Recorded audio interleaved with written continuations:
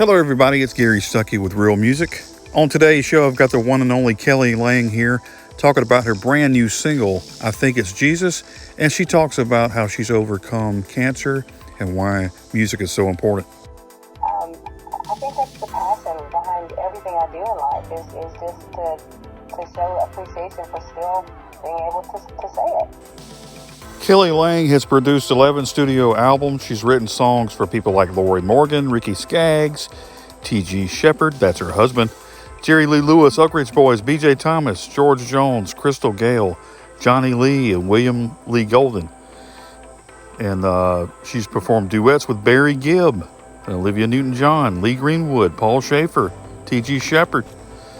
And she's a very talented lady. My father says she's the best singer that I've ever interviewed. Just saying, I've interviewed a lot.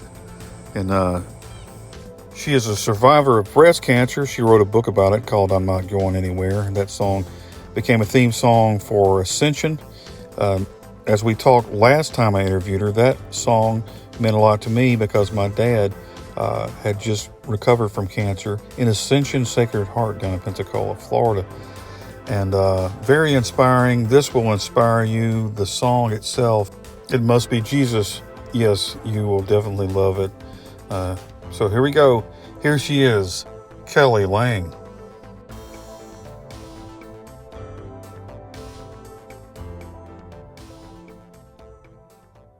Hello, this is Gary. Hi, this is Kelly Lang. How are you doing, Kelly? I'm doing great, Gary. How are you? I'm doing good. Wonderful, wonderful. Thanks for having us today. Hey, I'm excited to talk to you. It's been a while. I think I talked to you last January or 2022. I think it was. Was it that long It's ago? been that long, man. Goodness, time flies, huh? That was the good old days back when. Man, time. Before the world stopped, right? Yeah, for real. What all kinds of stuff going on. Yeah, time flies. You blink your eye and it's like, it'd be like a Saturday. Then you blink your eye, it's another Saturday. I'm thinking, Gosh, tell me about it. I mean, We how? were talking about Wow. that yesterday. I said, T, how long have we been together now? And he's like, going on 24 years. I'm like, you gotta be kidding me. This is crazy. It doesn't seem like it, man. It's just No. it's crazy. Well, I know you're excited today. Today is a 7-7, so I guess that's a lucky number, I guess you could say with it. Is that why you decided to release your new song today? Actually, it is. Part of the reason that this song is important to me is because I talk about the sequence of numbers within the song. And my favorite number is 1111. My next favorite number is 7. So this worked out really cool to be able to do this on this date. And I think it always aligns up with God's perfect number, too. That's right. I think about stuff like that. I do think that God puts numbers in sequences and adds. You can add them up and things like that. Like for instance, let's say my name is Gary. It's got 4 letters, right? And Stuckey has 7 letters. You add them up, it's 11. There you go. And then Stuckey is 7 letters. I'm just saying. No, but it's just there's things like that I've done before, and I'm thinking, yeah, I've seen a lot of stuff that you say, I think this is Jesus. So that's what you're talking about in the new song, right? You see different things, and you're like, Yeah. Have you heard the song? I have. Really great song. Really great song. It's just it's a song that makes you go, like, there is something connecting us all together, and maybe we're just needing to open up our eyes a little bit more, because, things that look like coincidences, there's no coincidences. No. The creator of this world is not a God coincidence. He has purpose, and I just think it's amazing if you really open up your mind to it, how often it really happens. It happens a lot. I would say it probably happens every day if you pay attention. I think that's the problem. I don't think people pay attention to things like that until they really, focus and they're like, that just didn't happen like that. Well, my goal with this song is truly to just open people's eyes and just go and give people a an opportunity to just pose a question, and if they're hearing the song, hearing the melody a lot, maybe they'll think about Jesus' name where they might not have otherwise. And you know what? I'm not one to, I'm not a Bible thumping kind of person. I don't want to be hit over the head with scriptures myself. Right. So that's the point of it. It's just, we're all human. We're all through this experience together. We're all connected. You know, if you like it or not, we are definitely connected. So it's just kind of a fun way of going, oh, I see how we're connected. This is not coincidental in any way. Sure. So how did you come up with the idea for the song? What kind of hit you and you go, I need to write a song like this? Well, I was at a Brooks and Dunn concert with my daughter. Hang on 1 second. This is it. I was at a Brooks and Dunn concert with my daughter, and she wanted me to go. And I love Brooks and Dunn too. Sure. Don't get me wrong. I've always wanted to see them in concert, so it was fun. But I didn't expect to have a spiritual experience at a concert like that. It wasn't during Boot Scoot Boogie, I'm guessing, right? No, just well, strangely enough, it was during Red Dirt Road. Right. When he says that's when I found Jesus, I was like, oh, look, I had a lump in my throat the size of Texas. Wow. And I couldn't believe, I couldn't hardly breathe. And I was like, what in the world is going on with me? My daughter felt the same. And I noticed other people around me were like having chills on their arms. I'm like, okay, that's weird. So obviously when he sang I Believe, of course it happened again. Sure. And people were crying around me. And I'm like, okay, what is that? You can't bottle that. You know, like what?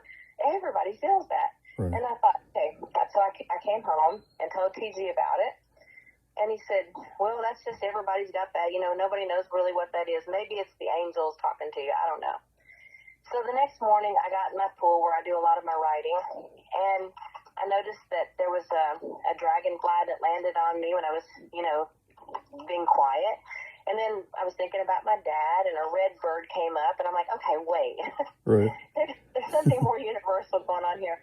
And then it got me thinking, I love numbers, you know, I love 1111. Sure. And I always see coins or feathers in weird places at weird times. And I thought, okay, this is all connected. I'm going to figure out a way to connect this. Because, you know, I write songs. That's how I connect things. And it just started coming to me so fast. It was like the fastest song I've ever written. And it just mattered, you know. And it's one of these things that, even if people didn't understand it, I was gonna write it and record it anyway because I understood it. It hit me, and then I thought people are gonna think I'm really weird. And then I had some people say, you know, it would be better if you took Jesus' name out of it. No. I said, absolutely not. This completely came from him, and it would be just blasphemous if I took his name out of this. He is to be honored with this. Right. So I'm taking myself out of the equation and just really trying to shed light on him. Well, it's a beautiful song, and I know that people will appreciate it. And I don't think that people will laugh. I think it's just the opposite. I think that people will hear that and kind of just prove some things probably in their life, you know, because a lot of people are looking for a sign. You know, I'm looking for a sign from above. Well, there you go. Right? Yeah. Permission to name it, you know, to go, oh, well, I never thought about it being that before. Maybe they'll stop and think that now. I think they will. That's how it happens. I know that songs do that to people, just like your experience with Brooks and Dunn. You know, songs reach people when 1,000 preachers can't reach people. You know, that's just how it is, you know. Right. Well, that's the whole thing. When I was a young kid, I, you know, was raised around the music industry. My dad was Conway Twitty's road manager for 25 years. Right.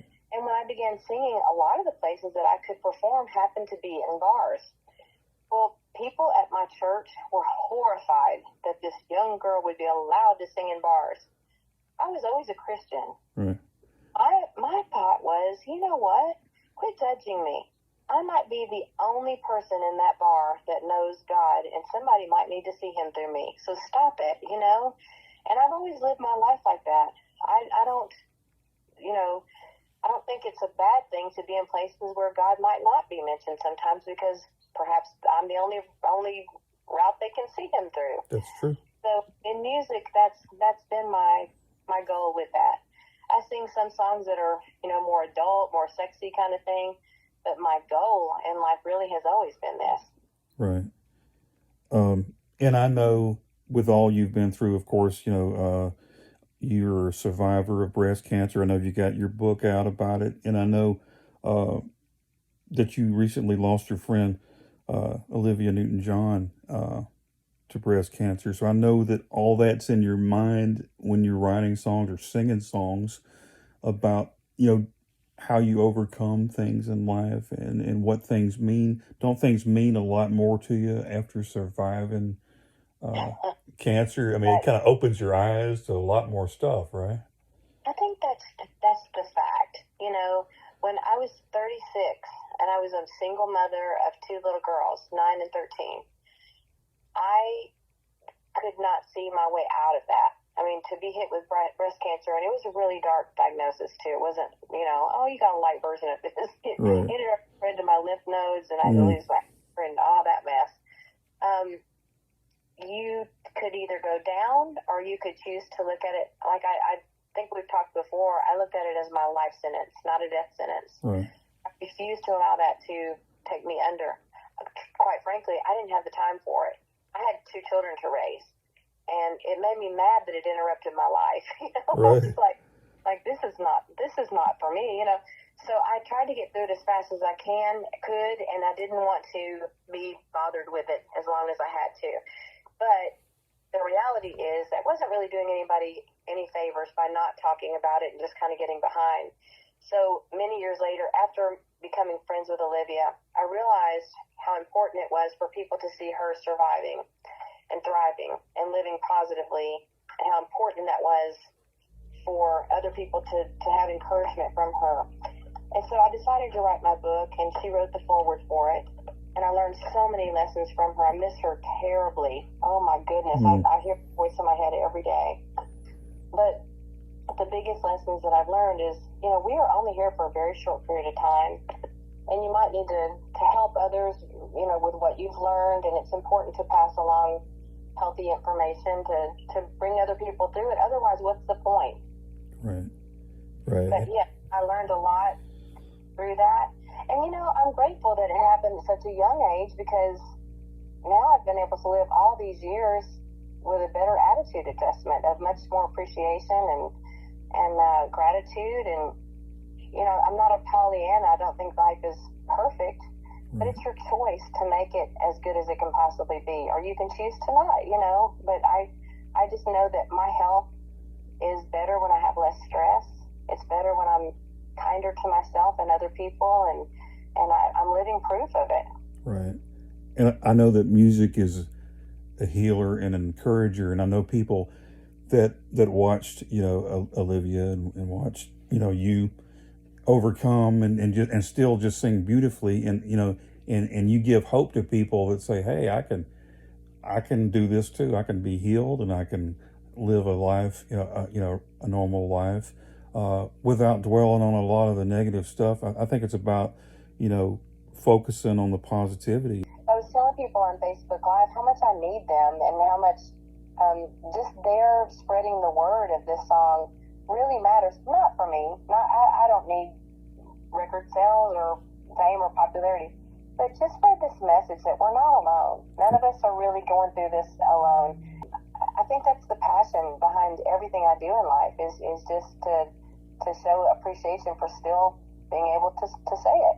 Right. Yeah, I agree. I think, when you're in that place where you can be like that, when you can overcome and be on the other side and have people that have witnessed it all, you got a lot of people that have witnessed what you've gone through. I know it makes a lot of people feel better just to hear your story and to hear you sing after all that you've been through, right? And it does help if you got a great voice too. That's not, just saying. Thank you. You know what? It's funny because I don't personally feel like a authority on anything. I'm just doing the very best I can to get through every day, like we all are, And I don't feel like I'm of any importance.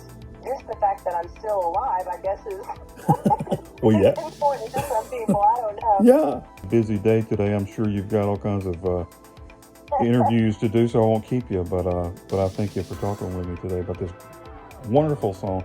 So how can they reach you, and how can they find out more about this song? Well, everything is on kellylang.net. But, you know, I am really, really heavily into socials. And if you write me, I'll do my very best to write back if I can. But, you know, just Kelly Lang Music on all the social platforms is really helpful. And if you want to wait for the album to come out in the fall, of course, I like a physical album myself. But you can grab, I think it's Jesus on Spotify or wherever you stream your music, or iTunes if you want to do a download. But it's everywhere music is out, and the music video is out today as well. Oh. So we'll be seeing that on the website as well as on socials. Alrighty. I hope everybody listens to it and checks it out, and I know they're going to love it. And I thank you so much for talking to me again. You're awesome. I hope you have a great rest of the week.